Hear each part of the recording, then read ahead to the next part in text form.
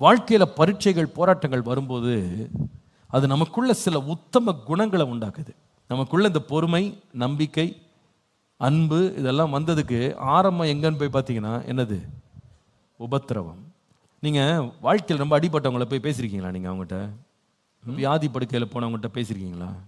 அந்த ஜனங்களுக்குள்ள இருந்து அது என்னன்னு தெரில, ஒரு வித்தியாசமான ஒரு குணம் வெளிப்படும். அந்த உபத்திரவங்கள், அவங்க வாழ்க்கையில் பட்ட பிரச்சனைகள், அவங்க சந்தித்த பாடுகள் பார்த்தீங்கன்னா அவங்களுக்கு ஒரு ரெசிலியன்ஸ் ஸ்பிரிட் அவங்களுக்குள்ளே கொண்டு வரும். அவங்க பயப்படவே மாட்டாங்க, ரொம்ப அன்பாக இருப்பாங்க, ரொம்ப இரக்கமாக இருப்பாங்க, ரொம்ப பொறுமையாக இருப்பாங்க, அவசரம்லாம் பட மாட்டாங்க. ஏன்னா அவங்கெல்லாம் பார்த்தீங்கன்னா அந்த அந்த பாடெல்லாம் பட்டு பட்டு பட்டு அவங்களுக்குள்ளே இருக்கிற அந்த ரஃப் எட்ஜஸ்லாம் ஸ்மூத் ஆகிடும். அப்படியே பாடுகள் ஒரு மனுஷனுடைய வாழ்க்கை அப்படியே சுத்திகரிக்குது, அவனுடைய குணங்களை உத்தம குணமமாய் மாற்றுகிறது. ஒரு மனுஷன் எந்த வழியில் அவன் கஷ்டப்பட்டு வந்தான் பாருங்க, அந்த கஷ்டத்தை புரிஞ்சுக்கிட்டான்னு வச்சுக்கிடுங்களேன், அந்த கஷ்டப்படுறவங்களை எல்லாருக்கும் ரொம்ப ரொம்ப தன்மையாக நடந்துடுவான்.